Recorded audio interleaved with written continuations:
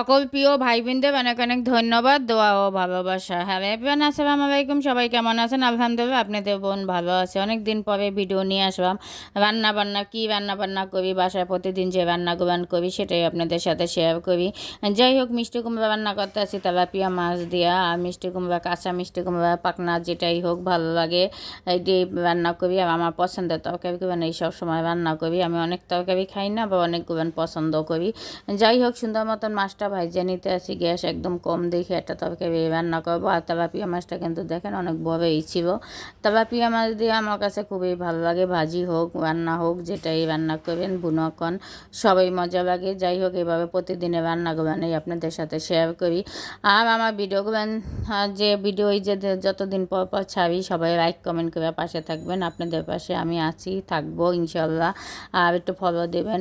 আমার প্রিয় ভাই বোন, আমার বাবা মারা গেল, 1 মাস হইয়া গেল। আমাদের মনটা তো এখনও খারাপ। আর এই যে 1 মাস 10 দিন পরে আমার বাবারে কিন্তু আমি স্বপ্নে দেখছি। আমার স্বপ্ন দেখার পর থেকে আমার কাছে যে এত খারাপ লাগে, আমার বাবা আমার দিকে তাকাই রয়েছে। বাবাকে আমি অনেক কিছু বললাম। যাই হোক, দেখলাম যে কার জানি বিয়ে যাইতে আছে, দেখার পর মনটা অনেক খারাপ। আমার বাবার জন্য সবাই দোয়া করবেন, আল্লাহ তবে জান্নাতবাসী করুক, কবর আযাব মাফ করে দেখ। আমরা তো সবসময় দোয়া করি। আমার বাবা কিন্তু একটা ভালো মনের মানুষ। আল্লাহর কাছে বলি যে আল্লাহ, আমার বাবাকে তুমি যে জায়গায় রাখছো ভালো রাখো, আমরা সব সময় বলি।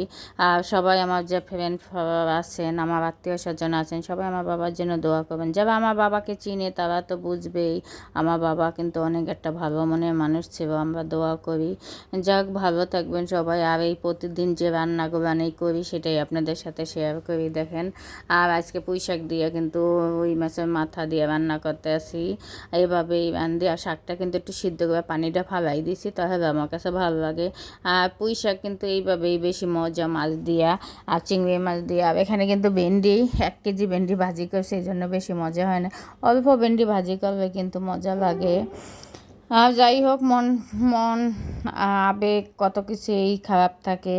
মনটা সবসময় খারাপ থাকে, জানি না আমার মনটা সবসময় এত কেন খারাপ থাকে। সবাই কিন্তু আমার জন্য দোয়া করবেন। আমার বেশিরভাগই মনটা খারাপ থাকে।